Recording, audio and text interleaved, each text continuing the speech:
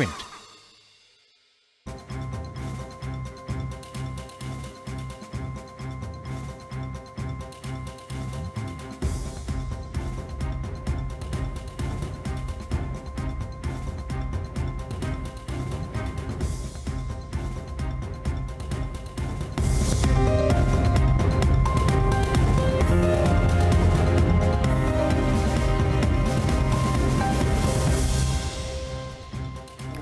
Good afternoon. Thanks for tuning in. You're watching Countdown on BloombergQuint Live, India's first digital live streaming business news service. I'm Navneet Saluja D'Souza.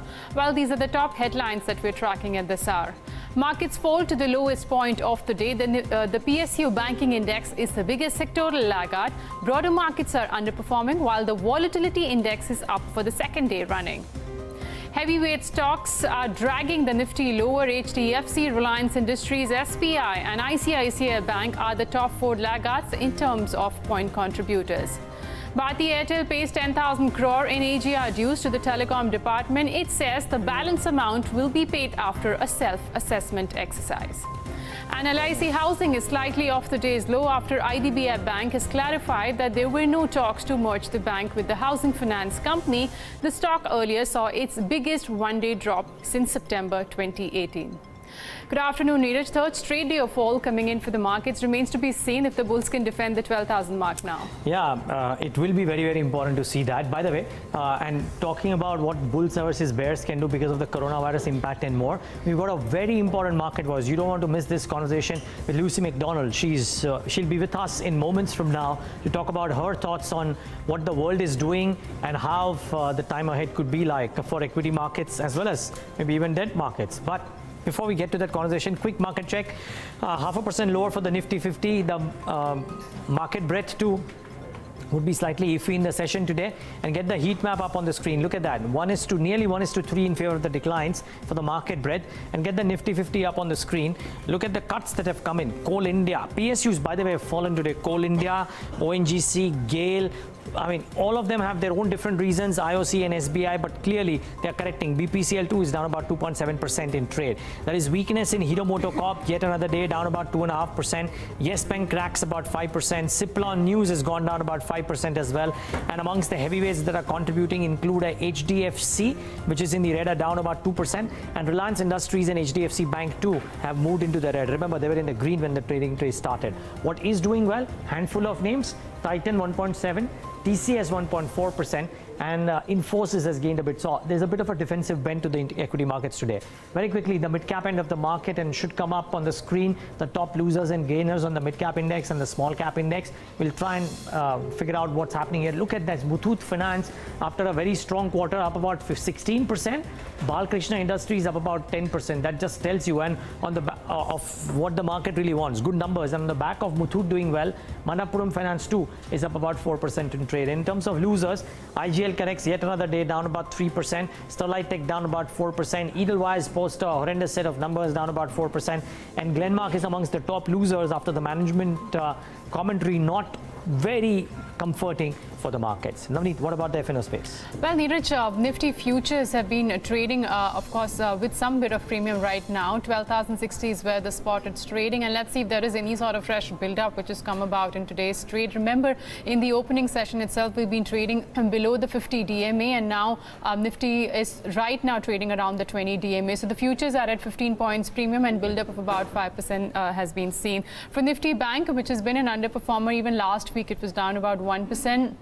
I think underperformance will continue. 0.5% cut seen. Majority of the underperformance is coming from the PSU banking space. So fresh shorting has been witnessed for the futures of Nifty Bank. After a while, you're seeing a significant jump coming in for the India Volatility Index. So 6% gains. I think the sharpest gains I think we've seen post the budget session now. So 14.4 is where the India VIX is trading. What levels to watch out for this Thursday expiry? You've got aggressive riding coming in at the 12,100 call. Almost 16 lakh shares have been added there, while, as I said, bulls will look to defend the 12,000 mark on the downside. So you've got the 12,000 put, which is added about 4 lakh shares. In terms of maximum concentration, it is between the 12,000 put and the 12,200 call. Very quickly then, of course, we've been talking about these stocks since morning. Balkrishna Industries, the stock's at 52-week high, and the futures have shown there is a significant build-up on the futures side. The open interest is up somewhere about 45 to 55% now. However, it's trading at a discount. I'm not sure if there is any dividend adjustment there. Muthoot Finance is the other one. The stock's been trading at its life high levels, and there are fresh long position coming in here. And this one's gone up on a fairly good amount of volumes in the cash side as well. The white line projecting today's volume vis-a-vis the average volume of last 20 sessions. And lastly, LIC Housing, though the news has been denied for a merger with IDBI Bank, but the stock's down for the second day in a running, and it's at 52-week low with the 7% cut that we've seen. It's touched 52-week low, and the futures also indicating shorting coming in at current level. 7% for the spot, which is down, and open interest is up about 36%. And remains to be seen there. Then the second half, there is any recovery which can come in. Remember, US markets are shut, so tomorrow morning we won't be getting any cues from the US markets.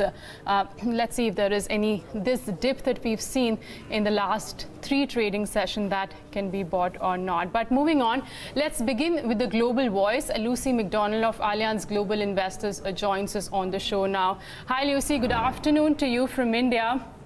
Let me begin with the coronavirus outbreak.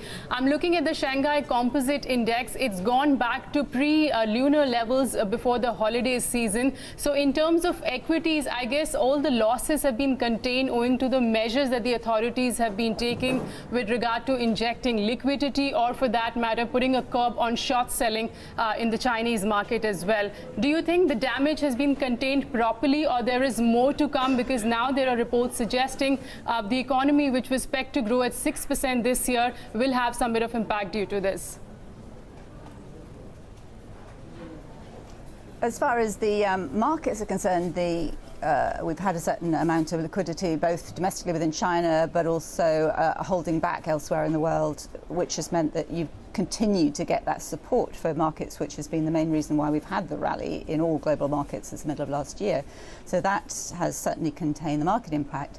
There will, however, be an economic impact and an impact on the corporate sector, which at the moment we're getting very good results coming out for the fourth quarter, better than expected, and that we are looking to see what the companies themselves are saying about the impact on their own supply chains, and for the Chinese companies, for the domestic impact, which in some cases has been a very, very severe disruption. So we will see that. In the meantime, the Federal Reserve and the monetary authorities around the world are going to remain supportive. So I think we will see more of the same of the environment we saw last year, with downgrading to growth, downgrading to earnings, but very supportive environment from the monetary side. In light of all that, Lucy, we did see the U.S. markets recovering from lows, at least on Friday. There were some reports indicating that White House could be, looking at giving some bit of tax incentive to its citizens who invest in equity markets. I'm just asking this question because last year the rally that we saw was driven due to liquidity. If the developed markets have to outperform once again this year, and if these sort of measures are announced in U.S. markets, do you then feel the fund flows will continue to flow towards developed markets like US?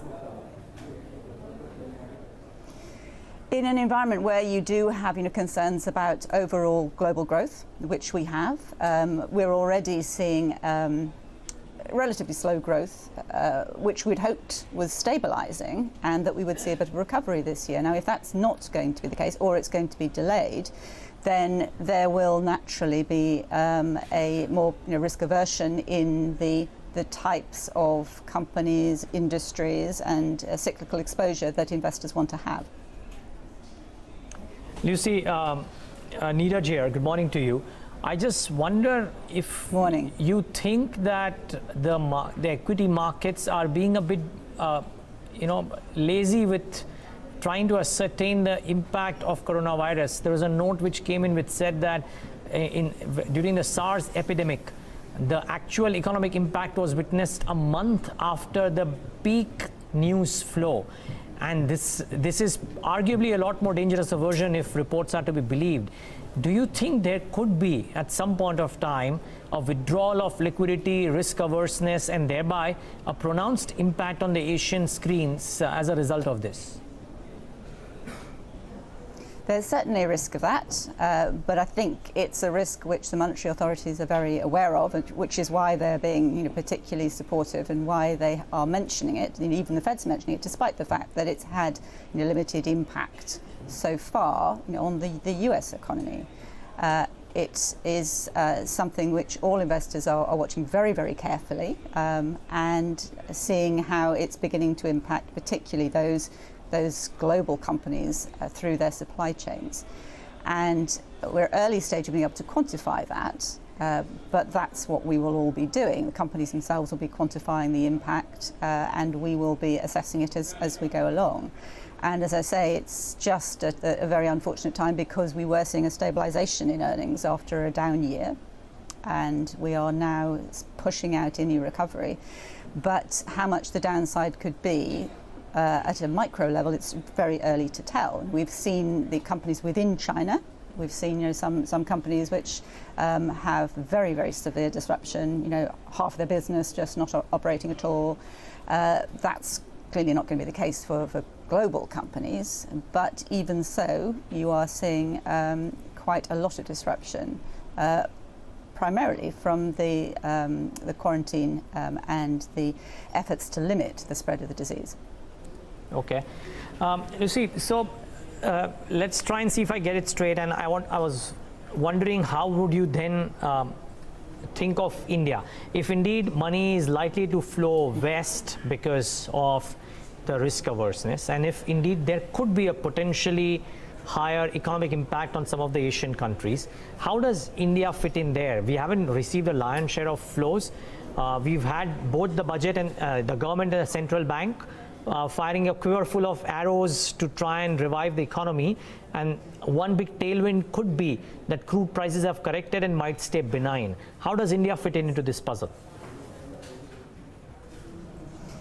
Well, normally, India would be a relatively safe haven in this environment because it has less of those impacts from the disruption to trade because it's got a bigger domestic exposure. The problem at the moment, as you know very well, is that the domestic economy is slightly disappointing, and there is a difficulty in reducing interest rates because of the spike in inflation. I think as we get through that and the monetary policy can be more stimulative, that will help.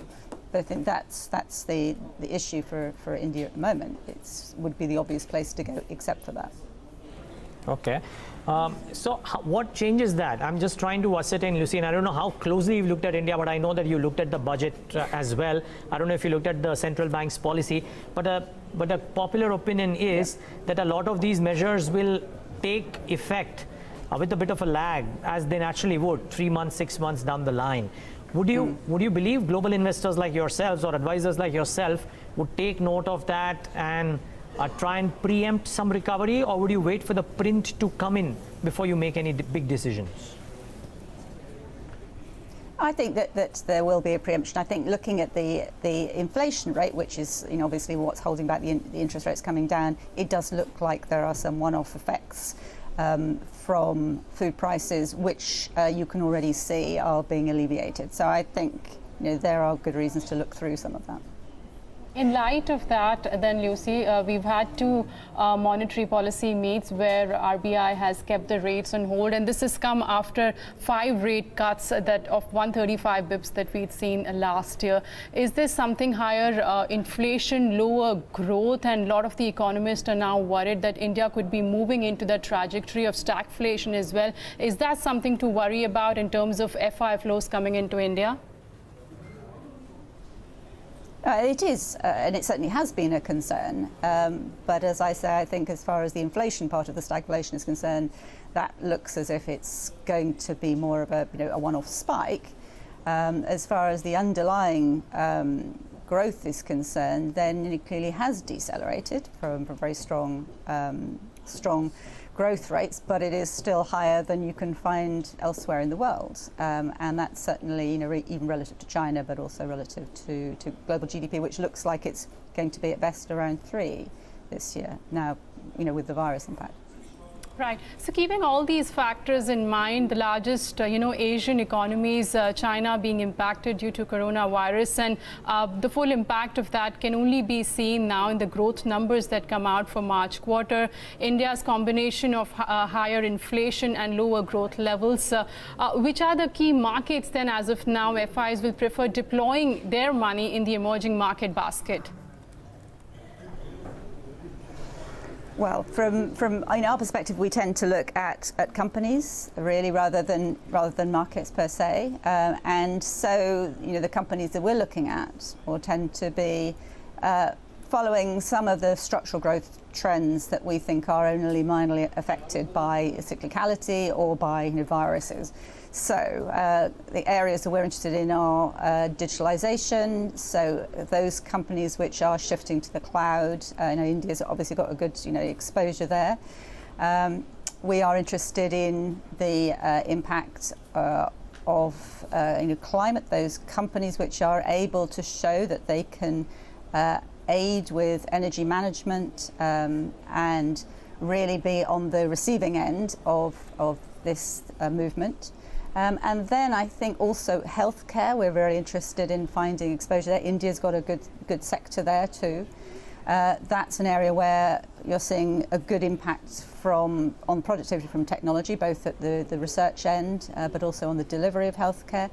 So these are themes that we're looking at to benefit from, and the companies that we're interested in, much more than trying to either make short-term cyclical forecasts or really know any more than the WHO about what the spread of the coronavirus is likely to be. Lucy, of course, the economy-facing sectors, they remain focused, and cannot talk about the financials. What are your view? Because this is one sector which is marred due to liquidity pressures that we've been seeing for last almost a year and a half, and elevated NPA levels for a lot of these banks as well. So is there something within the banking space which looks attractive to you all? Are you looking at this space at all? We tend to be a little bit cautious about banking overall, and it's a very domestic sector, as you know, so it does depend very much on domestic monetary conditions. That being said, in most of the areas of the world we look at, banking is a relatively low and return business, and even lower post-financial crisis because of the regulatory costs which are involved in the business now. And it's also one where the very low interest rate environment is causing a big squeeze on margins. So there are very few areas around the world where we look where banking is in a great area to invest. So within financials, we've tended to be more interested in the fee generating areas, some asset management, wealth management, where you're getting the benefit of rising asset prices, and also if you've got a good niche, then your fee levels are holding up. Now that's interesting area for as far as we're concerned. And that's also, within alternatives where you're seeing a lot of flows going in.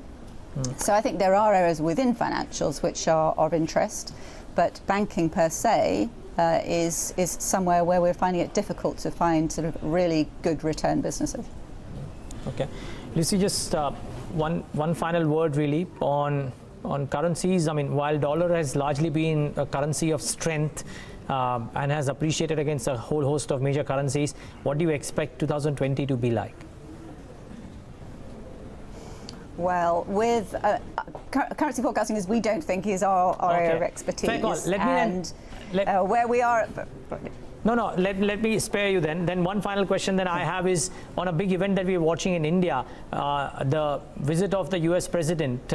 There's a lot of talk of maybe some kind of a mini trade deal that could be signed as well. How important from both countries' perspective would be some kind of a deal in these times?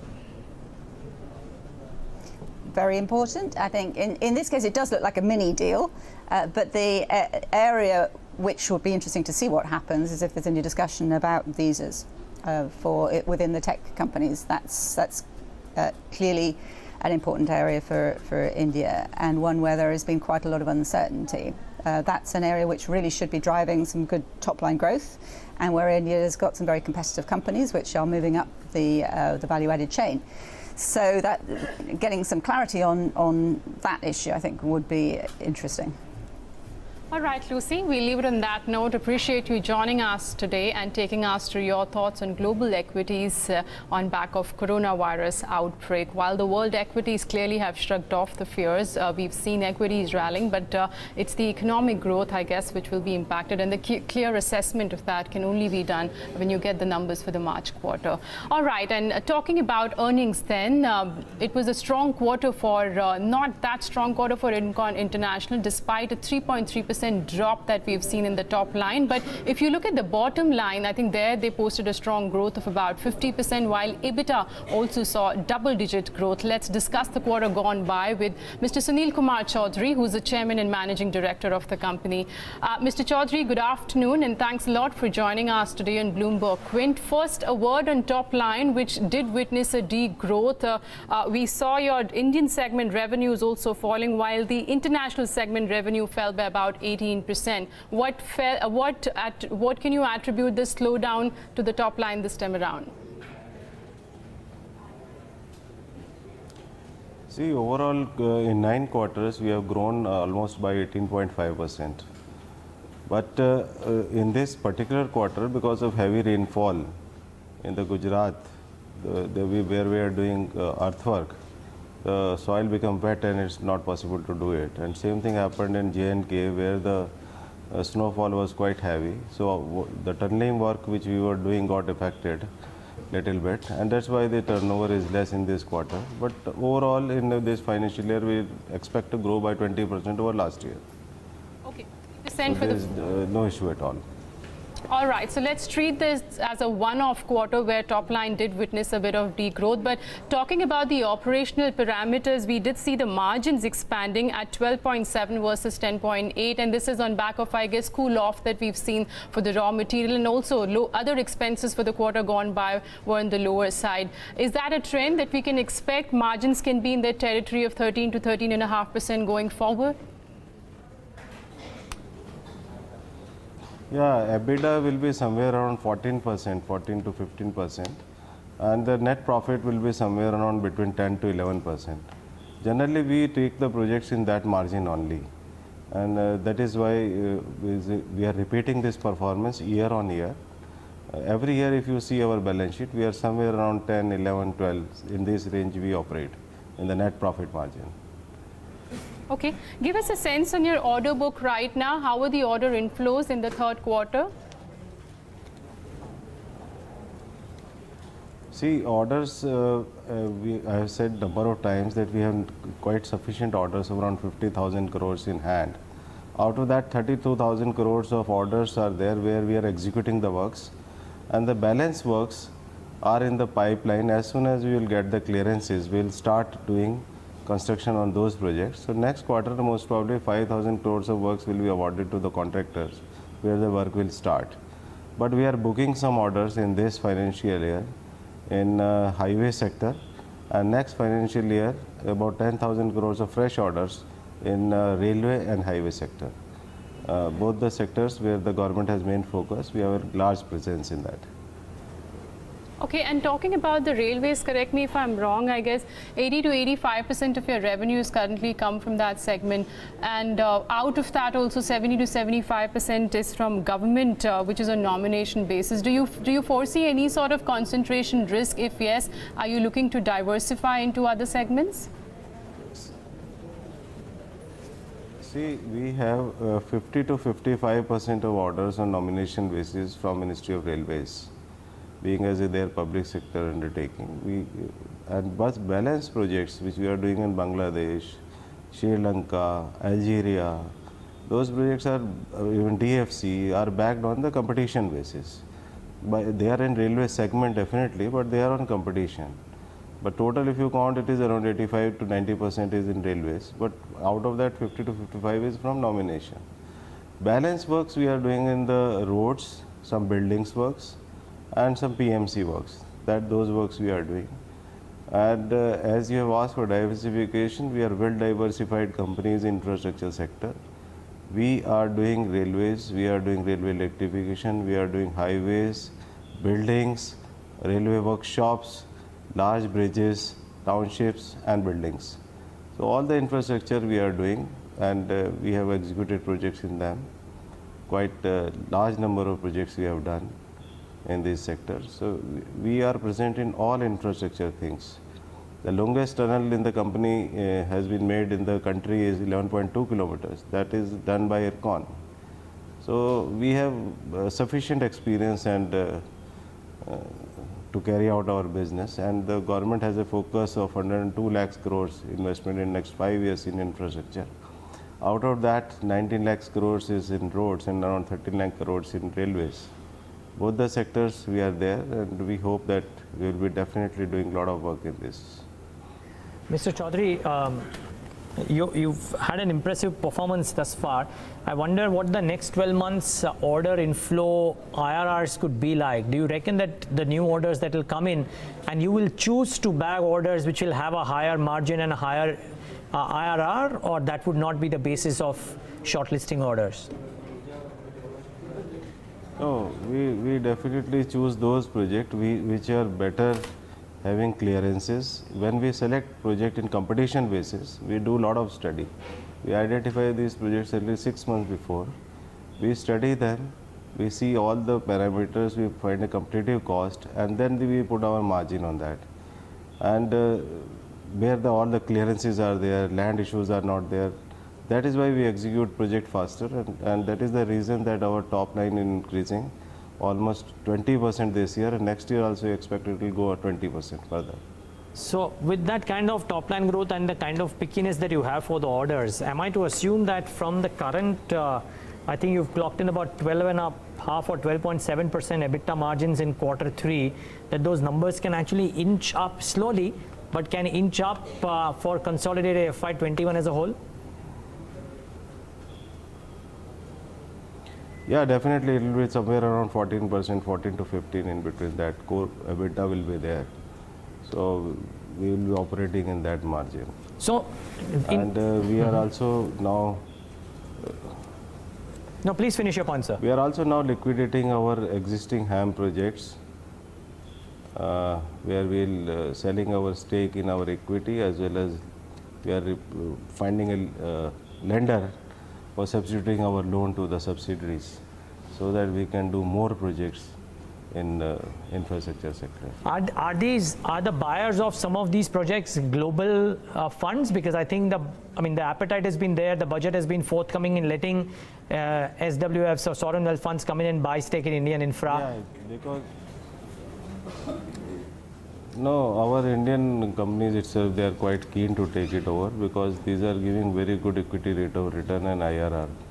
So they are very happy.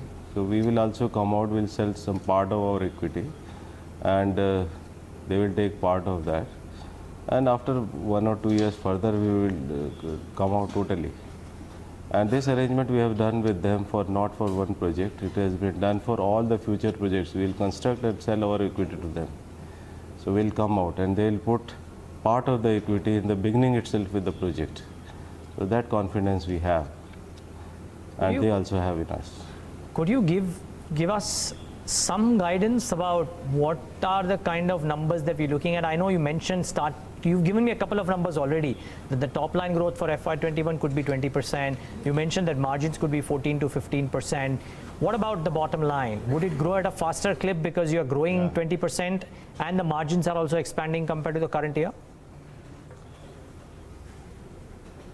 See, margins, I said that the net profit, generally we get it around 10 to 11%. We are also trying some projects in foreign countries. Hopefully, it takes a lot of time, and every country now is finding problem of lot of debt on them. But we are focusing those countries where some barter trade is possible. So some African countries have approached us. We have also visited them. And line of credit project, where in Bangladesh, government has given the funds for rails and road both. They have already announced it. And Sri Lanka. These projects are only because there is assured funding from government of India. So these projects we will be definitely participating.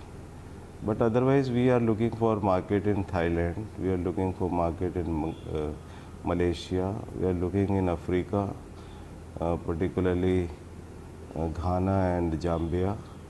Then we are also looking at Middle East, some in Jordan. So these few countries where our team have visited, and we are trying to find business there and closing some business. Okay, but so which means that, am I reading it correctly that the profit growth numbers, I know you mentioned that the margins would be 10-11, but if operating margins are moving up, there should be a commensurate growth in net profit as well. Is that a safe assumption, sir? Correct. Yeah, okay. Absolutely right. If you see that dividend also, we have given very high, 215% of our equity. Okay, great. Keep up the good work, Mr. Chaudhary. Thank you so much for taking the time out and speaking to us at BloombergQuint. Yeah, thank you. Thank you very much. Thank you. That's IRCON International. The stock is not doing too much, but the management guiding to, well, better growth numbers going ahead for sure. 20% top line growth, margins will expand from the current 12.7% in Q3 to an average of 14 to 15% for the whole of FY21, and therefore maybe the bottom line numbers could too be better than what the street would be working with right now. Well, let's wait and watch. It brings about some excitement going ahead into the stock or no. But largely today is a day that is looking slightly wobbly, simply because a lot of names have corrected, as we said when we looked at the mid-cap losers and the kind of cracks that have come into a Glenmark, to Edelweiss, to Sterlite Tech, and there's a lot of stocks that are coming off. Let's get in our technical experts on board to try and talk about the scenario today. Hemant Kapadia of KR Choksi Securities with us on the show, as is Ajit Mishra of Religare Broking. Gentlemen, both of you, good afternoon. Thanks for joining in. Hemant, it's looking slightly weak at the broader end of the spectrum. What's the trading strategy for the afternoon? Well, frankly speaking, I couldn't get my finger on how the post-budget move came to 12,250. I thought that was unjustified in the first place. But having said that, we overbought. Week on week, Neeraj, the OI on the Nifty came off dramatically. It came up by 10%, Bank Nifty added 10%. Either there was long unwinding in the Nifty and a short build-up in the Bank Nifty. Either ways, historically, Neeraj, about 12,300 is the stratosphere. We haven't been able to sustain us a brief bit here and there. So, frankly speaking, is this the beginning of a bigger sell-off? Possible. We saw downward bar reversal coming in on Friday. Technically, that's a weak thing. It happened to the Nifty on Wednesday. So, extreme near term, today, tomorrow, we are at support. So, a small bounce, maybe. But okay, how would you play something like this? I mean, I think I did the FNO show with Navneet on Friday. I had the same view. Buy the 11,000, 12,000 or buy the 11,900 put. It's gone up now, so on a bounce, because I wouldn't like to short the market because there are still few pockets which might surprise. But no, I have a feeling that we've made a small peak, and more importantly, the post-budget move seems to have run its course. So we, I believe, could make an attempt to test the earlier high. And as of now, I don't see how that gets taken out. And once we made a low on 10th of February of 11,990. After this bounce that breaks, I guess we are going back down further. So I would be negative. Currently, no, but overall the structure is stoppish, top heavy, distribution happening. Okay, so that's a negative call coming in on index, and Hemant continues to suggest to buy the 11,900 put on Nifty. That's the weekly or the monthly? The monthly, 27 Feb. All right. Okay, Ajit, what about you? Would you also short the index at current levels? Good afternoon, Navneet. So Navneet, not the current level, but yes, since the structure, if you'll see that after 2 weeks of roller coaster ride, last week was almost a flattish one. The index ended almost on flat note after hovering in a range. This week we started on a negative note. We have already breached the 50 days EMA. So which indicates, yes, the bias is slightly on the negative side. And particularly, on the Bank Nifty front, we were anticipating this, hurdle of 31,650 to overcome and sustain. But since we are seeing profit taking after Bank Nifty testing that mark, we believe that this negative bias may extend further in Bank Nifty as well. So both the index we feel is still on rise, and close to around 12,080 is what we believe is the area where one can go short in Nifty. With a very small stop close to around 12,160 and 11,950 should be a target area. Okay. In terms of individual stocks, Hemant, I think you're continuing to go long on Tata Steel. Well, it hasn't worked for the last 2 attempts. Navneet, but I still feel that there's a bounce coming in metal. But well, yeah. So a buy on Tata Steel, because we've been down for multiple days, 1, 2, 3, 4, 5, 6, almost 8 trading sessions. We are oversold. An unsustainable bounce is what I would play for. At 436, stop loss 430, target 448. And the second stock is Godrej Consumer Products, Navneet. The deeply oversold. We're on the verge of doing an upward key reversal today. There is support. It's not a double bottom yet, but we saw a volume spike at the lows. Those levels have held, so I'd say stronger hands are bought.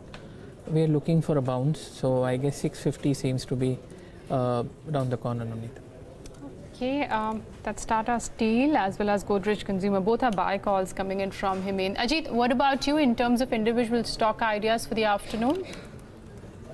So, Navneet, considering the market outlook, wherein we are seeing selling pressure, or the global growth is also not very conducive. So, TCS, I believe IT, since we have seen the ICE making a record high of late, Infy is doing well. So, TCS is what we have selected. The stock has been trading in a consolidation range. It has formed a triangle pattern.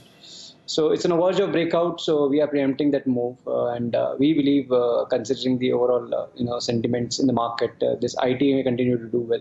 So close to around 2170 is what we advocate to keep a stop loss, and 2260 as a target in TCS. LT, on the other hand, looks weak. See, after the result, we witnessed marginal recovery, but on the budget day, it declined very sharply, and we are not seeing any respite since then. So it's a kind of a border distribution pattern that we are seeing in the stock, and I believe that stock may retrace close to around 200 days EMA in days to come, which close to around 12,050 mark. So with top of close to around 1310, one can go short in LT close to around 1290 levels with 1250, 1260 as a target. Okay, those are some technical stock ideas coming in from both our experts. I just want to mark few stocks. Mass Financial is down about nearly 10 to 11% in trade, and this one continues to trade weak, down about 9%. On the gaining side, Midani, that's Mishra Dhatu, that's locked in upper circuit with gains of 20%. You've got Fair Chemical, that stock is up about, Fair Chem Speciality, pardon me, it's at 52-week high, up about 15 to 16%. And BGR Energy has been quite active, I think, right from the word go in the morning when the markets opened. We'll keep a tab on all these stocks, but for the time being, let's bring in Samir Kalra of Target Investing, who joins us right here in the studio. Hi, Samir. Good afternoon. Markets are at day's low, 12,040 for Nifty. Banking stocks have been underperforming, especially after the Supreme Court verdict on Friday. What's your assessment right now in the overall market? Any earnings which surprised you? So I think if you see large caps mostly were in line, or there was a slight disappointment. Didn't find too much positive impacts or beats in a massive way. But if you see the mid caps, there are a lot of mid caps, at least in my universe, which has come to a better quarter-on-quarter performance. So despite being non-consumer end companies, because obviously it was a festival season, so consumer end companies will show a quarter-on-quarter blip. But there were a lot of companies which have shown a quarter-on-quarter and YOY improvement as well. That's given on the capex they have done, that's given on the volume pickup by the distributors, or the B2B sales moving up. So there is a slight movement in the broader markets. That's where I think stock picking will become more of the forte in 2020 at least. Yeah, your large caps might be able to outperform, given the risk system is now still high, and there is, again, let's say a banking issue building up, because even if they have paid the AGR dues, the operating cash flow or the cash flow requirement for operations for Vodafone and Airtel are huge. So how will they fund thereon? That becomes more important. So if you've paid someone 35,000 crores once a time, and then again you need 20,000 crores every year to run the operations, and plus there's a lot of capex to be done if you have to move a lot of people from 3G to 4G. So even being a duopoly case, it doesn't matter, because your cash flows are constrained and your competitor is much better in the cash flows as of now, at least. They're not. So any kind of a price hike will benefit Reliance Jio much better than the Airtel or a Vodafone today. but I'll still not play this banking or telecom and preempt that everything is fine right now, even if they pay up. Okay. So, and then consequently, what's the verdict on Bharti Infratel? So I think Bharti Infratel, if a standalone, if you see if it works out to be a duopoly, then again they have the exit clause, and then again the revenue stream doesn't look that great. Their main overhang is the IndusInd merger. That is not going through. Now what is stuck up over there, the Indus Tower, the Indus Tower merger going through, that becomes a overhang because Infratel was getting the valuations of private equity coming in, and then Bharti moving out or reducing the stake. So these two kind of triggers are a big overhang for Infratel, though I like Infratel for its cash flows, but if the business all in all is going to change drastically, so I think it's better to let it change and maybe face a certain burden before that. Okay, there was we were speaking to somebody from the mutual fund industry who was saying that if you look at the kind of valuations that some of the PSUs are available, and not all, but the ones which are critical and will continue, the largest power company, etc., etc., etc., then the valuations are so good that it's worth buying them. My question is, would you go out and buy an NTPC, ONGC, GAIL, etc.? All of them have one or the other overhang on themselves. So I think saying that you're the largest coal producer or power producer sounds good, but in terms of if you see now the cash flows are either given back as a dividend, right, or these kind of capexes really need to move up. Right now, even if you see Coal India capex, they are doing 18 mines which will be operational in, let's say, next 3 years or 4 years. But again, if my import of coal is still cheaper, you're creating that coal capacity really doesn't impact. And now the government but imported coal is more expensive, right? Much more expensive than the landed coal of Coal India. But the point is, even if you see the e-auction volumes are not able to go up for Coal India. They really need to go up at least 50 to 60%. Yeah, they need to be at least 60% of the whole revenue. Then only I'll give you that valuation. So, and the only problem with investors finding these valuations, it's been 3 years, at least in ONGC, you've been trying to find that valuations. You know, oil has gone from 30 to 85 and then back to 60. But ONGC hasn't moved the needle. Yeah, I mean, I don't know. I'm just wondering if a part of this reason is also that there has been this technical factor of the government share coming out in the market and getting constantly sold. With that getting over, but see, what happens if your business is doing well, if your the cash flows are improving day by day and quarter by quarter your numbers are improving, and there's a certainty in that, I think investors give a certain amount of discount to that thing. Okay, that doesn't become the main driver of the valuations as of now. So I'm not saying it can't change the scenario, but I will not preempt that scenario to change anytime soon, because this has been the story at least since 2015 when the new government came in. So I think from there to now, a lot of large PSU companies haven't made that much of money, and I would rather stay away from them and hunt out a mid-cap or a private company over there. The reality is Coal India is at 52-week low today. It's down another 4%, and let's not forget the IPO came sometime in 2010, and the issue price of Coal India was 245. So clearly, who's been holding for last 10 years, there has been substantial wealth deterioration. Of course, it's a good dividend play, but still you'll end up losing money. Having said that, let me close the loop around Coal India at 52-week low. Himen, would you short at current levels?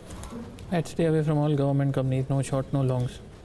Having said that, lower tops, lower bottoms, very clearly you don't need rocket science. We remain in a short, medium, longer term downtrend. A 6-month distribution we've broken down from. So coming back to your question, short, I would wait for a small bounce. Otherwise, it is a short. But 183 to 168, I'd be more comfy shorting it at 173 with a stop loss of 179. Okay, so around 173 is the level where Himen will be comfortable shorting Coal India.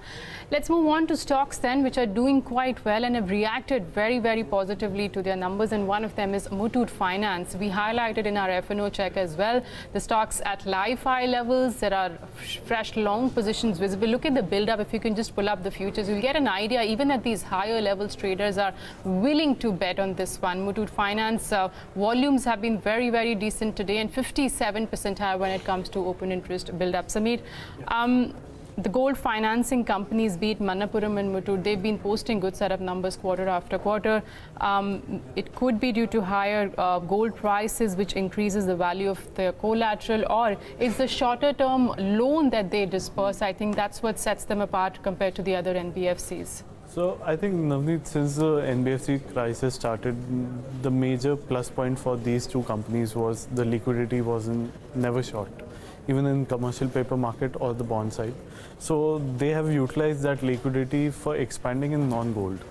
So that's what's reflecting even in Muthoot Finance numbers this time. So if you see, non-gold expansion is much more higher than even quarter-on-quarter basis. So that means you're gaining market shares somewhere or the other because of the liquidity availability to you and being at a certain way, let's say, cheaper at terms to, let's say, a Shriram Transport Finance or other housing finance companies. So you're expanding in that area and you're able to give, let's say, a four-wheeler, two-wheeler loans. So out here, this is driving their valuations. Now, a gold cash flow is always better, but I think it's better to do a SIP because what has happened, their asset quality has still sustained some way or the other. Now, whether it's because of the short-term loans you do, so you're not able to show that delinquency is as much higher as others do. But I think in next 6 months, if the economy really doesn't pick up that through, and they're especially focused in the south and the west region, so I think there might be a certain blips which might come. So I'm not removing them from a buy list, but I'm shifting it to a SIP mode rather than a lump sum mode. Okay, and talking about the stock price movement, it is seeing its biggest one-day jump since August 2016 after its third quarter results. We also spoke to the management of the company that has maintained its 15% growth guidance for the year. Listen in. At the beginning of the year, we had guided the market about 15% growth. So till December, we have already achieved 12%. We are all set to achieve 15% growth for the whole year, and probably we may achieve slightly a higher growth from what we have initially guided. Gold loan as a product is a retail product, and there is always a traction for this retail product, and we have been able to market this product across the country. We have about 4,500 plus branches, and we are seeing more and more customers coming and availing this product. And with the increased gold prices, the product again gets a more visibility in terms of an alternative borrowing product, and which is so convenient. The customers are willing to look at this product. In certain parts of the country, still gold loan is a taboo. So we are seeing that increasingly customers are finding it useful to take a gold loan as a convenient borrowing product. Hence, we see a lot of attraction in terms of gold loan growth, and we are currently also seeing a good growth. Year on year, we would like to achieve a growth of 15%. This is something which we are guiding the market on a minimum level. And in case the markets are doing well, we'll certainly should look at doing higher than 15%.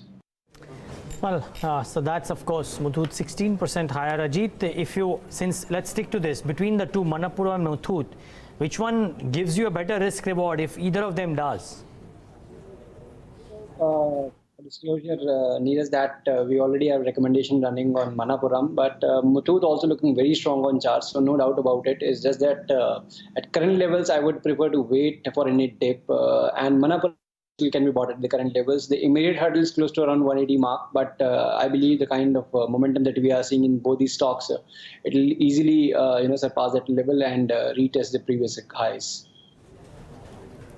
Okay.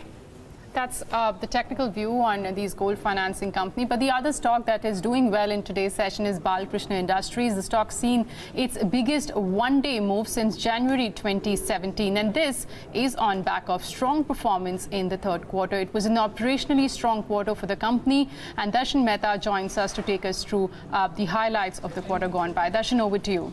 Yeah, so I think it's been a fairly decent quarter for most of the tire companies, except for a TVS Sri Chakra. The other analysis, if you take a look at the other company, be it an Apollo C8 or an MRF or even a Balkrishna, I think most of them have come out with extremely strong operational numbers. Now, top line decline has been seen for most of them, even with a similar case for Balkrishna Industries, in which the top line was down 3.5%, but the profit growth was clearly there, 48%, but that was aided by other income. But look at the operational efficiencies that has come in. The EBITDA is up almost for 13%, and again, you know, after and Balkrishna historically has been clocking margins close to 30%.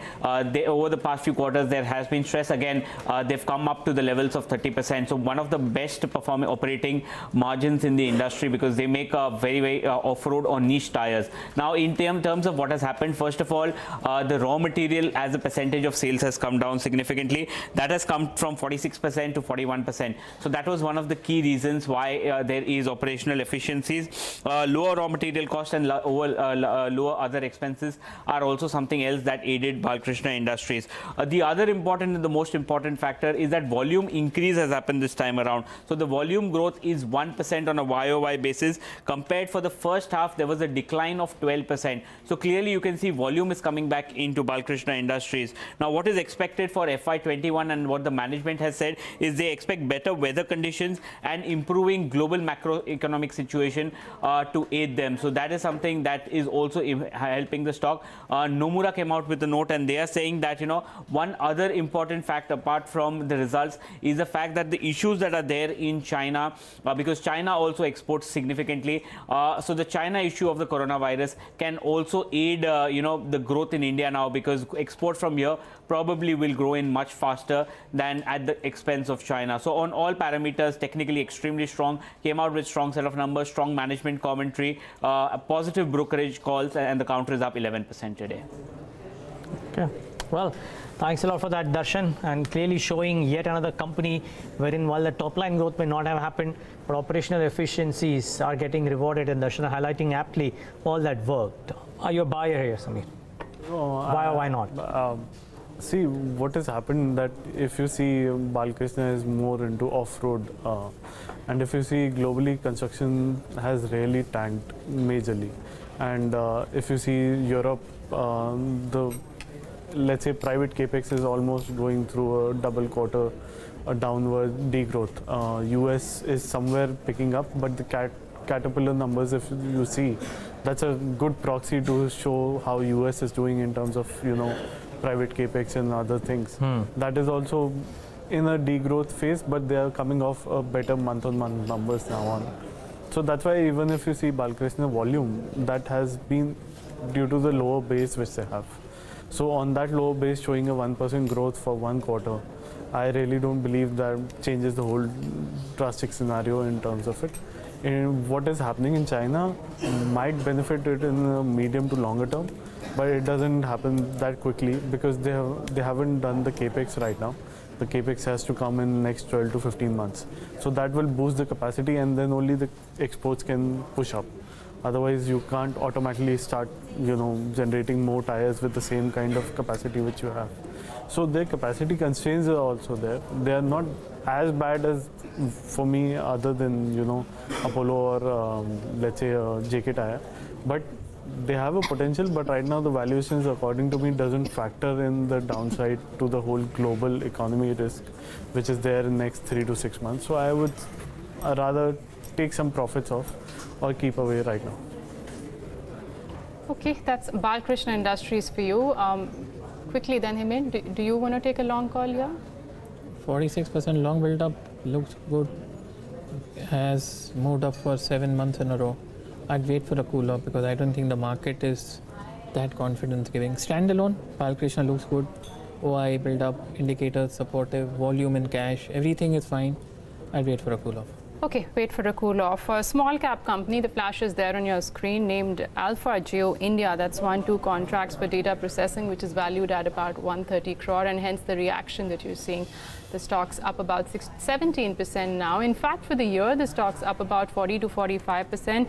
The market cap of the company is, mind you, just about 160 crore, and right now stock's seen a spurt of about 17%. All right, let's move on and talk about a couple of other earnings reaction. Pull up Sun TV. Let's see what that one's doing. Of course, the ad revenue growth was weaker, and that was pretty much expected. We had seen that in the case of Z. Like a lot of brokerage notes were highlighting in terms of PE multiples, this one could be attractive, trading at 11.5 to 12 times one-year forward earnings. But the stock actually has been tanking. It's down about 5%. If you could just pull up last 3 months chart, we'll get an idea what Sun TV has been doing. I remember the stock used to trade somewhere around levels of 800 or 850 at one point of time. Last 3 months, the stock's down about 3 to 3.5%. Sameer, no respite for these media players. A couple of notes were also suggesting maybe the subscription revenue was better than what the street was expecting, but still the stock's down 5%. So now the subscription is coming off better because both have, let's say, satellite view as well. So the Sun dish part to the Sun TV. That supports the subscription over there also. So there's a lot of related party subscriptions as well which comes in. So again, the Z kind of issue which was discovered with Dish TV. So subscription really doesn't matter that much till the time your advertising revenues are going down. And that's the main degrowth issue which even Z is facing. So for me, the media industry is facing through a big change, and this will really hamper the advertising revenue forecast at least for next couple of years, and the cash flow generation as well from these money. Because the advertising revenue, especially in Sun TV, used to give a lot of cash flows to them. And now here on, when they actually, they have started more of a production end as well. So it might hurt the cash flows of the whole company as well. Okay. That's Sun TV for you, down 5%. In fact, there are short positions seen here as well. The open interest is up about 15%. Ajit, has this stock bottomed out, or do you see more room for downside on Sun TV? If somebody's initiated shorts, would you recommend them booking profits at current levels? So Navneet, in case if you already have short position, definitely you should hold, considering the overall consolidation that we are seeing in the stock. So if you notice that in last nearly 7 to 8 months, the stock has been consolidating this range of 400 to 525. It has recently, tested the upper band of the same, and now we are seeing the profit taking a decline in the stock. So move that we are seeing today with the volumes, it's almost like double from the average volume. So it's close to around 70 lakh shares that already traded so far. So that indicates that we might again retest the lower band close to around 450, 425 again. Okay. Let's see whether the stock recovers from these lower levels or not. But the markets, I guess, have slightly recovered 15 to 20 points from the lower levels. Nifty is at about 12,064 right now, and Nifty Bank at 30,700 thereabouts. Remember, both these indices have breached their 20 DMA in today's session. Moving on, the Reserve Bank of India, during its monetary policy announcement, loosened norms for Indian banks pertaining to the real estate sector. Banks were allowed to not classify real estate loans as NPA for 1 year in case the project is delayed beyond the developer's control. Moody's, however, believes that such a move is credit negative for Indian banks and will only delay asset quality recognition. Shefali Malik spoke to Alka Anbarasu of Moody's Investor Services on this subject, and here is a slice of that conversation. I do think that this obviously gives the developers some time, some additional time to work out their liquidity issues. But we think that the liquidity issues are more structural in the system, and that is driven by high stock of unsold inventory and the fact that the lenders to the sector, which are essentially to large extent NBFCs, are having their own funding stress. So in that context, we don't see that the liquidity or availability of developers improving. And therefore, we think that even if they get additional time, the structural issues are not getting resolved by the loosening of the asset recognition norms by the RBI. Alka, you think that enough is being done at this point in time? Were you disappointed with the budget when it comes to a lending hand coming in for the real estate developers? Some measures have been taken in last couple of months, such as towards last mile funding to complete the stuck projects. So what's your take on that? Yes, so Yeah, there are efforts being taken to perhaps provide last mile funding to complete the projects, uh, but from where we sit, it is not clear how the funding is getting flowed or which developers are going to get the benefit of that funding. It is clear that the funding providers, which are banks and NBFCs, particularly NBFCs, have their own funding challenges. So in that context, for the priority for everyone is to preserve liquidity rather than fund the developers. So we don't think that the situation on the ground with the real estate developers is improving. But at the same time, I mean, there are developers which have perhaps more so in the luxury real estate market where prices have stayed where they have, and the developers are not able to push their inventory. So at some point in time, the developers or the lenders to the developers may need to bite the bullet, move on, perhaps either complete the project, sell the project at a lower price, but move on so that at least the liquidity position of the developers improve. Okay, so actually a large part of the problem lies in the liquidity from NBFCs, which actually dried up for most of these developers, and the fact that this circular from RBI has come in only for banks and not for NBFCs. Do you expect a similar sort of a circular or a provision being extended to NBFCs as well? Yes, it's to be seen whether RBI extends it to the NBFCs or not. But yeah, clearly the NBFCs actually, particularly some of the HFCs as well, are amongst the largest lenders to the developers. Banks, perhaps to some extent, have lesser exposure to that sector. So in that context, at least the NBFCs won't get advantage of this 1-year relief that the banks have. But from our perspective, in fact, if this relief had come, that would have created perhaps more questions on the quality of the loans of NBFCs, because then we would build in the expectation that after a year or 2 years, once the loans are out of moratorium, we may see new NPLs come through for them. So not having this dispensation probably means that we will probably see a more transparent book of these NBFCs in the next quarters or in the next year or so. Okay, so Alka, like you mentioned, that the problems are more structural in nature because of the high unsold inventory that's there in the system right now. So do you expect these problems to linger on for next, let's say, 1 year or so? Yes, indeed. That's our base case, that these problems will linger on for a year or so or even longer. The issues in the real estate sector are not new. They have been there for quite some time. The launches perhaps went ahead as compared to the market dynamics. On top of it, India's slowing macroeconomic conditions will at least create some dampener in even consumer spending and their capacity to perhaps buy new properties. The problems are more confined in more luxury segments, less so in the affordable segment, but these issues we do expect to persist for some time. Okay, and among the banks that you rate, which ones have the maximum sensitivity to the real estate sector, and are the ratings at risk because of such exposures? So amongst the banks we rate, some private sector banks like Yes Bank and IndusInd have larger exposure to the sector. I would caveat that some of this exposure could be in the form of lease rental discounting, LRD, which we view as perhaps safer as compared to just direct lending to developers. But when it comes to peer comparison, these two banks stand out as having much higher exposure to the sector. On the other hand, some of our rated public sector banks have modest exposure to the real estate sector. Supreme Court has come down very hard on the government for not recovering dues from the telecom companies in the AGR case. So you think that that's another big skeleton and is going to weigh down heavily on the Indian banks?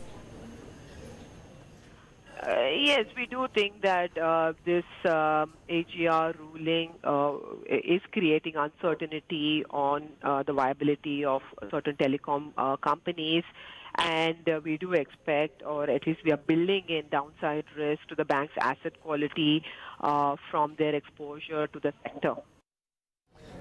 Okay, there seems to be some development on JSPL as well. Should pull up that stock, and I think the Wollongong coal restructuring compromise arrangement, scheme of arrangement has been approved, and that should augur well. There's a brief spike that you see as a result of that uptick that came in, but keep in mind this is important for JSPL for a reason, because restructuring of the international debt could improve the cash flow situation, and because as per the Morgan Stanley note, because the Australian operations are a subsidiary of the Mauritius entity, refinancing the Mauritius debt could also become easier for JSPL after the restructuring out here, and as a result of which that short trading spike notwithstanding, this should be viewed as a positive for JSPL. Now let's wait and watch. With the kind of moves that the global steel industry is doing, you don't know if there's a sustainable uptick here, but that should largely augur positively for this one. Sameer, I don't know if you track JSPL closely in this particular development, but I just gave you the Morgan Stanley view as well, keeping that and the overall views. What should one do with JSPL? So I think there are a lot of positive triggers for JSPL if I standalone past 6 months, especially 3 months. And in terms of whether the iron ore sale, so there's a lot of scope of now your interest costs coming off, your cash flows improving. That will create upgrades for you. So again, the refinancing comes at a cheaper cost again. So on the terms of valuations and on terms of next 6 months or 12 months, especially on the cash flow basis, it's a positive. But again, whether these steel prices, the steel demand globally, locally, how it plays out in the next 6 months at the same time can result in the other way around. So I'm still neutral to metals. I have not gone too bullish on them since especially they've risen anywhere around, let's say, a 40 to 35%, especially on the larger, and the volumes are still coming off. They've not been arrested on the volume side, so I'll still play it very carefully. It can be tactical buys depending on the valuations, but fundamental, it's I think at least still a 6 to 12 months away. I mean, would you want to take a call on any of JSPL right now? Well, I think one of the better looking metal stocks, Neeraj, first to bottom at 90 6 months ago.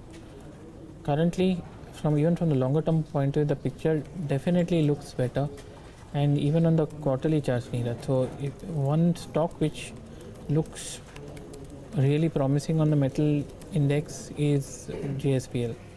Currently, no, I think the MACD on the daily chart is on the verge of signaling a sell.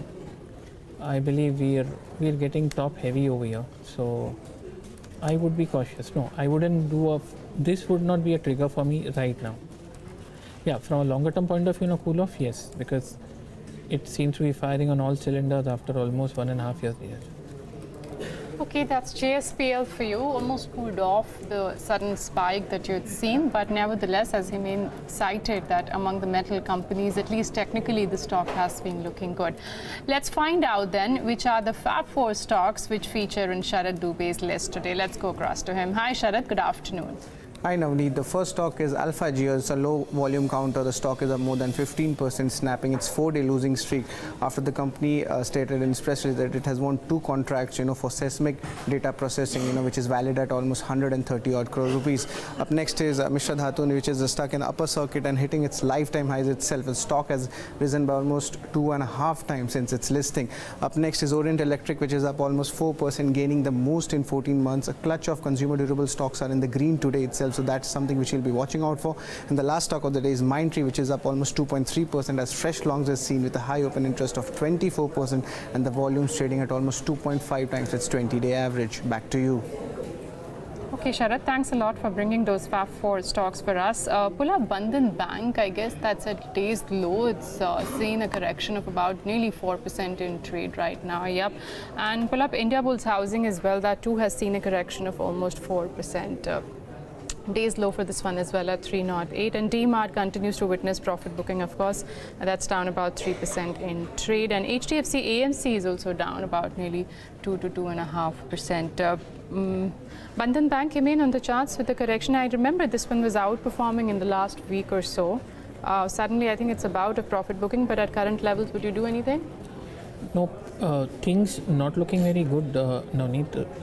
Limited data, couple of years, but whatever data we have seems to suggest we are very clearly in an established intermediate downtrend, Navneet. So I don't think there is much to go on. In fact, a couple of weeks back we posted a 6-month low, and I don't think it's in a mood to change and very dramatically. Short-term oversold, but the bigger picture still remains weak.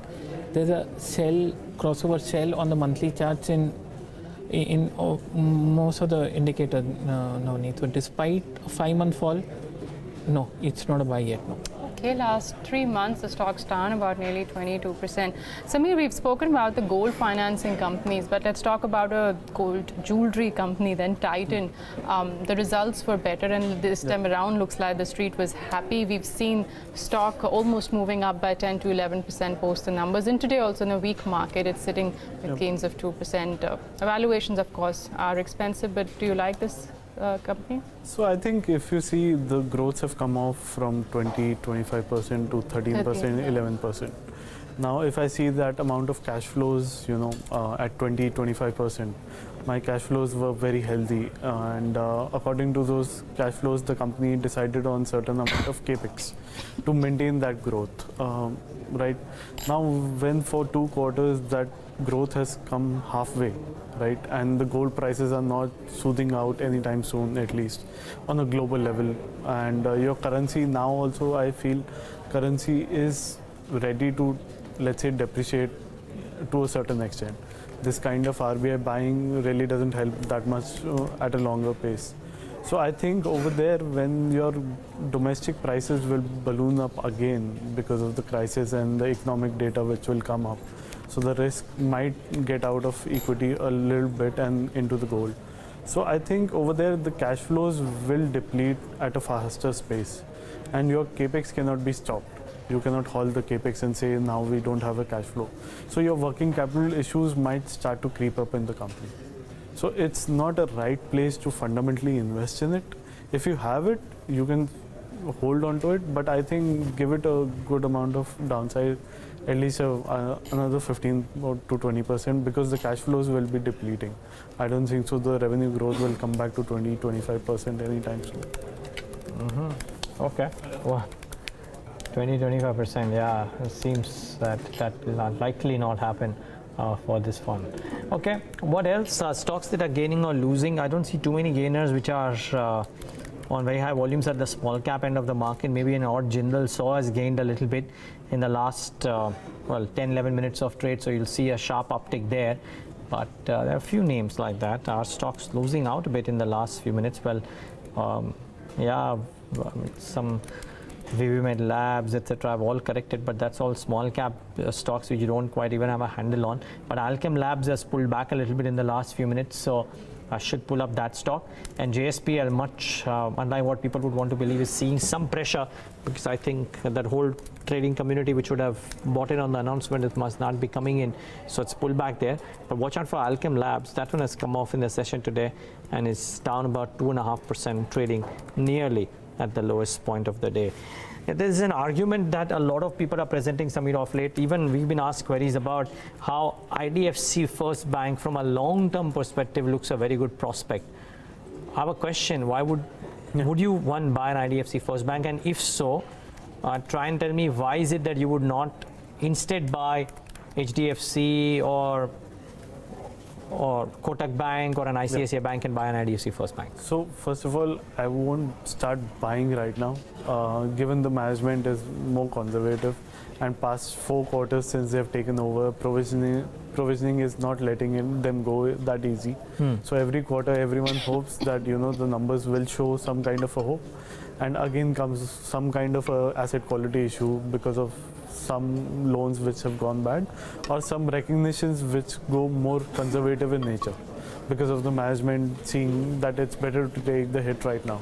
So again, the capital, though capital adequacy is still better over there, given that First Capital got merged, so that capital is benefiting the bank, let's say even today. Otherwise they would have gone to a raising round at least second time. So that really helps them internally to clean the books and, you know, to provide a better shape for the future. But I think this is one bank I won't preempt to buy right now, and, you know, preempt that fundamental curve churning for them and being better, because the amount of corporate lending which is going bad for them is not being, you know, negated by the retail lending which is growing up for them. So there's kind of a double-edged sword for them which is working right now, and how much, you know, the management will wait for another capital raising, because the only point is for growth now they need capital. This all capital is going for provisioning. That really doesn't help. And instead I would rather see a Axis Bank right now instead of even, let's say, a HDFC or a Kotak right now, because they have enough capital. They want to expand their retail end.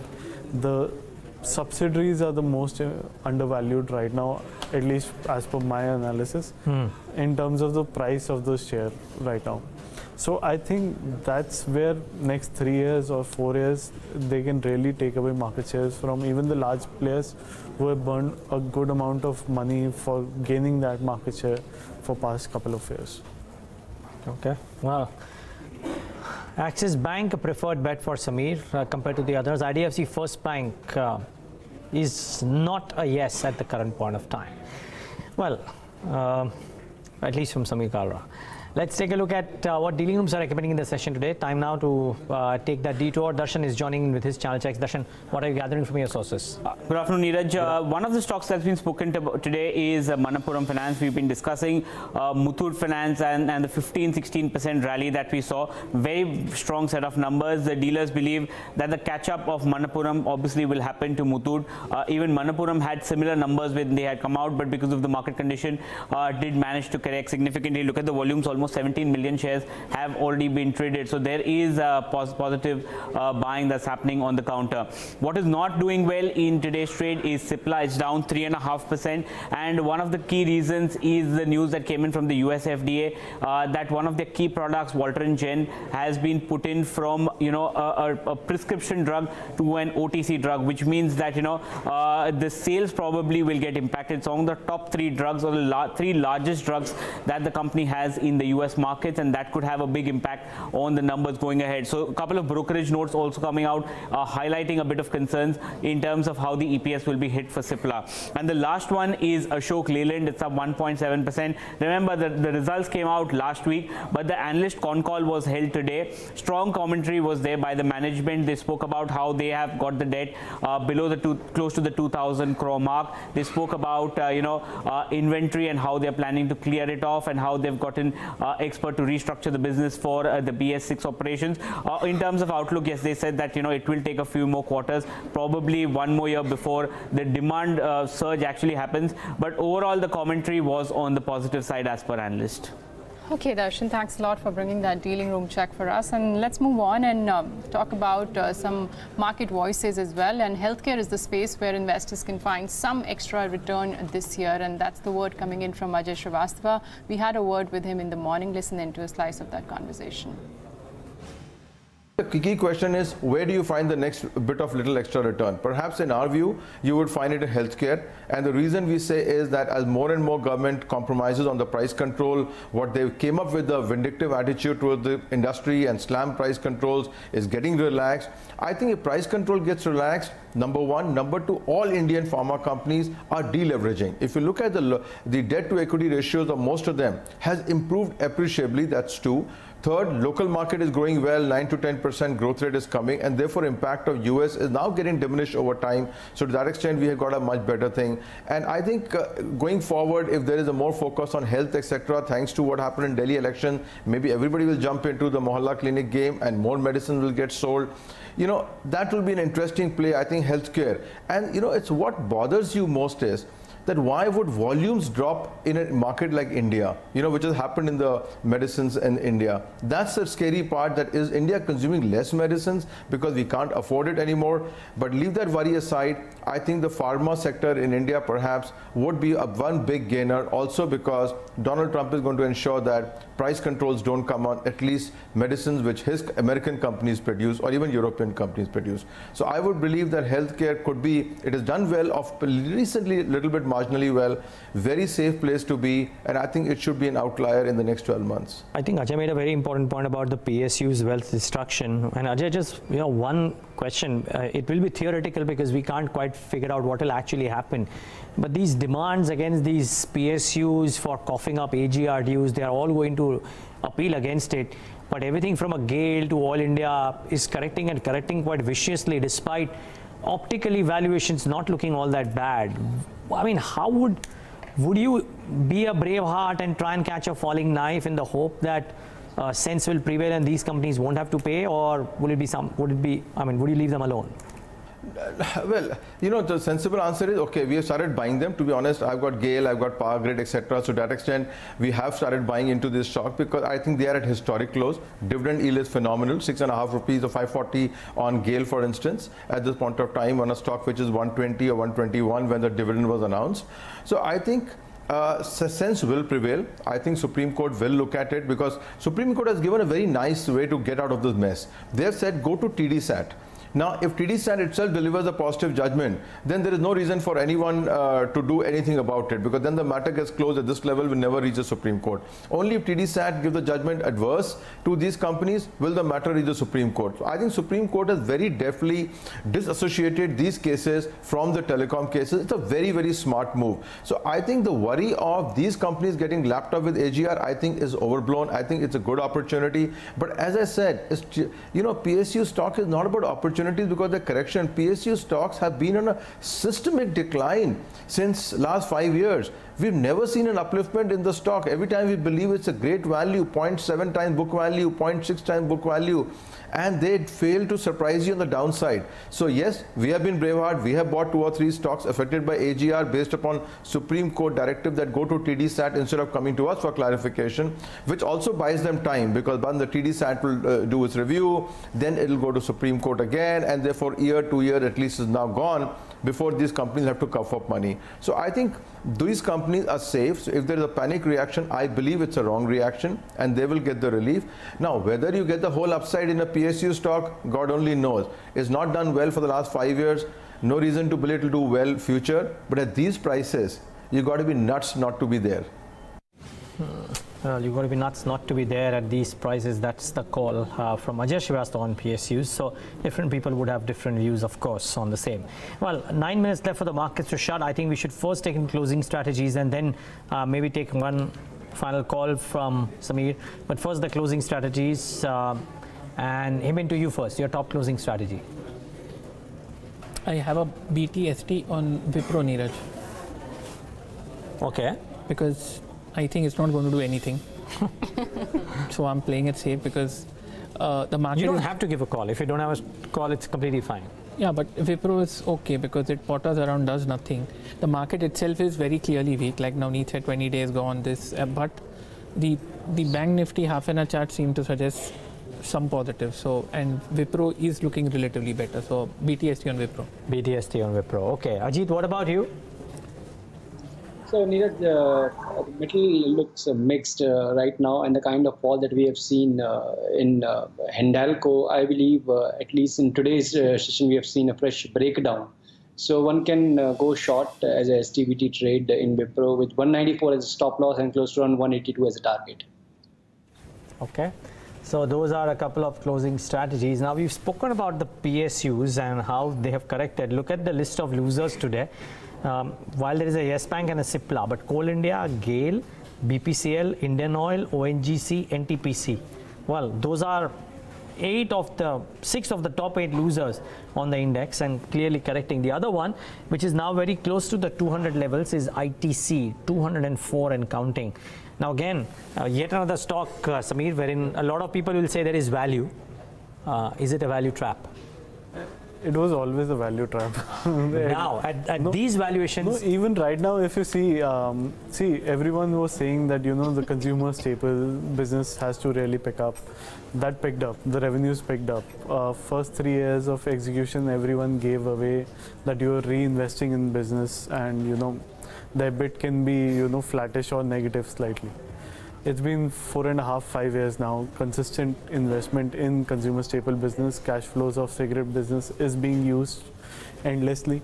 And now the EBIT is still not moving the needle. One quarter it comes up 200 crores positive, then another quarter it comes flat out. So valuation trap, it will exist till the time the EBIT doesn't move up. The day the EBIT moves up, the valuation trap will be over. Till that time, whether it's 280, 180, I really feel it's better to stay away and not play that the valuations are, cheaper than HUL or comparatively. Because even if you see on the absolute basis, they're still running at least 10 to 15% of premium on their own 5-year average PE. So there's still scope to go on the absolute terms, forget the relative valuation terms. So I think it's better to stay away from that and invest somewhere else where you can see a revival in growth. Okay, Samir, we leave it on that note. Thanks a lot for joining us and taking us through your views in the markets. In the pull-up few stocks, Tata Global Beverages has seen a downtick of about nearly 4%. You've got, and these are all the gainers, by the way. DMart is down today for the second or third day in running. Would you be a buyer of these stocks, be it DMart or Tata Global Beverages? Tata Global, no need, absolutely not. Negative divergence, crossover sell, and today we've seen a downward bar reversal coming in, Navneet, on higher volume. We've seen, we have 5 minutes and we are already 93 lakhs. So high volume downward bar reversal, distribution pattern, 6 stagnated. There's a 6th week, we've done nothing. I think it's toppish and I believe there's a correction setting in. So no, absolutely not. Avenue Supermarkets is one of those Asian paint sort of stocks, Navneet. Every time it looks like entering a correction, it surges ahead and forms a new high. But currently, once again, we've seen a small reversal of sorts. Navneet, a small range between 2380, 2560. We've given a downward breakout from that to this. So unless in a day or two we don't claw back, it has a tendency to do that. If it doesn't claw back and close about 2380, I think time being we're going to slip into a slightly deeper correction. Okay, and pull up Glenmark as well, which is reacting. Remember, the numbers still looked okay. I don't think they provided any guidance with regard to debt reduction, and that's the reason why the stock's down about 7%. Ajit, is there more downside? If somebody would have initiated a short in the morning because the stock opened in green, should they be closing their shorts? So, Navneet, I would recommend rather to hold for a session or two, considering that after multiple attempts to cross 100 EMAs on the daily chart, it failed every time miserably. And this time around also, the today's high was close to around 346 was the area where it has 100 EMA lying on the daily chart. So 300 is a minor support, I believe, and it can again fizzle out to close to around 280, 270 levels in days to come. So now, since you have short positions already, I would recommend to trailing stop losses to 320 levels and hold for 280 to 270 levels as target. Okay, that's Glenmark for you. Very quickly, let's just address Mindtree as well. Today is the third straight day of gains coming by. And remember, in a weak market, because for last 3 sessions, markets have been lower. On the charts, what would you advise for Mindtree at 983? We're walking into a previous intermediate high, swing high, that was at 995 in April of last year. So, and we've gone to a high of 996 today. So, and this run-up has been from 870. So, no. It's not a short, obviously, but no, I wouldn't buy fresh, no. Okay, let's start wrapping up the markets. 0.5% lower for the benchmark indices today. It's not been a great day again. In fact, we started off in the green, but quickly succumbed to the red in the first 45 minutes itself. And since then, you stayed low. Although, as Hemant said, maybe the bank Nifty showed some promise in the last half an hour. Let's wait and watch if it percolates into something tomorrow. The mid caps and the small caps were poor because the market breadth is not looking all that great. And 1.5%, I must say, the last 10-11 days, you've had more days of mid caps and small caps underperformance. So January was seemingly was a bit of an aberration. February is back to normalcy, wherein mid caps and small caps are underperforming the large caps. Let's take a look at the large caps first. Navneet will speak about the mid caps in a bit. Titan 1.5%, Nestle about 1.5%. Is strength in relative strength in IT today, you must have to say, because TCS, Wipro and a couple of others have just about traded okay, and somewhere Kotak Bank has been lurking in the green, so that one has done okay, but much unlike what its other counterparts have done. And why do I say that? Look at the other counterparts. I mean, Yes Bank is not exactly the shining example, but some of the others like HDFC too have ended in the red, but it's marked by losses to PSUs and newsmakers. Coal India, GAIL, ONGC, BPCL.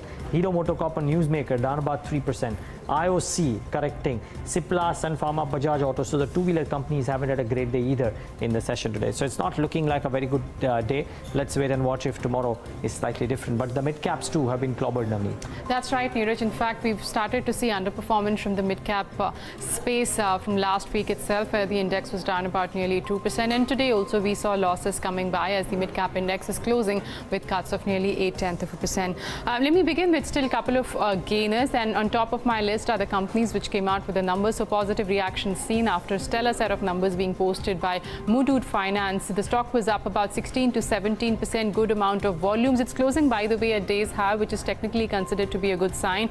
A lot of long positions seen even at these live high levels for Muthoot Finance. And of course, the rub-off impact was seen for Manappuram. Numbers of Manappuram were also good, but somehow it didn't see the sort of rally Muthoot has seen today. So up about 4.5%. Balkrishna was the other company where margin expansion was seen, though the top line was muted this time around, but the stock's up about 10%. And here as well, you saw a good amount of long positions. Midhani, that's Mishra Dhatu, that was a counter which was locked in upper circuit with gains of 20%. Then you had Fairchem Speciality.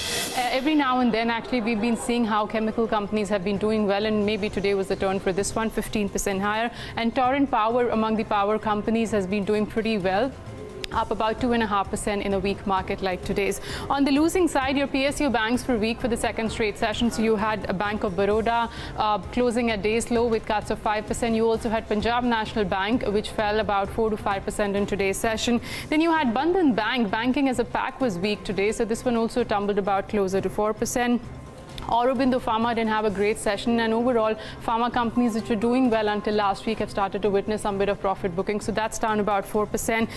Mass Financial was weak today. That stock had a double-digit fall, down about 13%. And you had NCC, which was your top F&O loser, so some shots were being built up here. The stock's also at its 52-week low. And finally, you have Glenmark, which reacted to the numbers, which looked okay, but I guess they did not give any sort of guidance with regard to their debt reduction, and that was a reason why the street was not too enthused with the numbers, down 7% for Glenmark Pharma. And finally, the closing is coming below the 20 DMA. We've been highlighting on Friday, we breached the 50 DMA. Today, Nifty breached 20 DMA. I think even the Nifty Bank is closing below its 20-day moving average. So these are the final closing rates for you.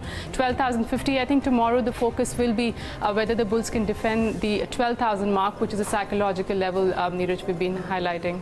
Yeah, I just want to pull up what Europe and US are doing as we shut shop today to just give you a sense of what the world markets picture is like. They were flat in Friday's session for the US markets. US is closed tonight. Europe, at least, which is just about 0.25%. Okay, so but the Dow futures not clearly an indication of what could happen tomorrow because the US markets won't be trading, but Europe is trading with a little degree of green.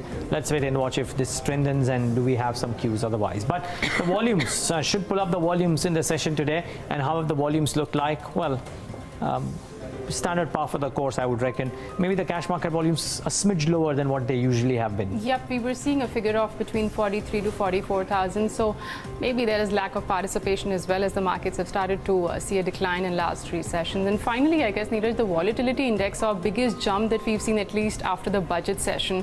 So 14.5 is where India VIX is closing. Yeah, heavyweights haven't been the best contributors today as well. So that's the other bit in terms of the contributors. At least you will see how HDFC, Reliance, ICICI Bank topped the list. And on the flip side, some minor gains for some of the defensives. But final thoughts from our experts. Ajit, in light of this, what do you think the index could do in the course of the next couple of days?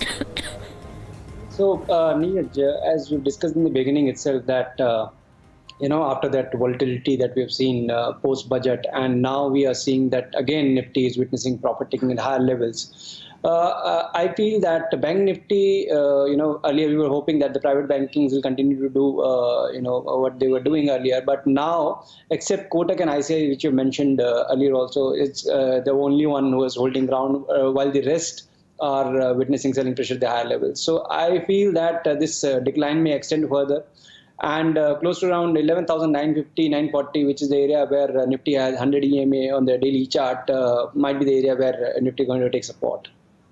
Okay. Heyman, what about you? What's your thought? I think Navneet succinctly summed it up well. The jump in Nifty is in the VIX is disconcerting. We are at minor supports. A recovery is in order. I don't think this looks like a breakdown, but this seems like a distribution not looking very pretty. The bounce, I don't expect it to be anything particularly strong. And if we don't take out last week's high, I think the markets are going to go into hibernation. And below 11,990 for the Nifty and below 30,600 for the Bank Nifty, I think there could be alarm bells ringing. Alarm bells. Okay, well, let's hope that isn't the case. Let's wait and watch how it shapes up. Himen and Ajit, thank you so much, gentlemen, for joining in today. Really appreciate your time.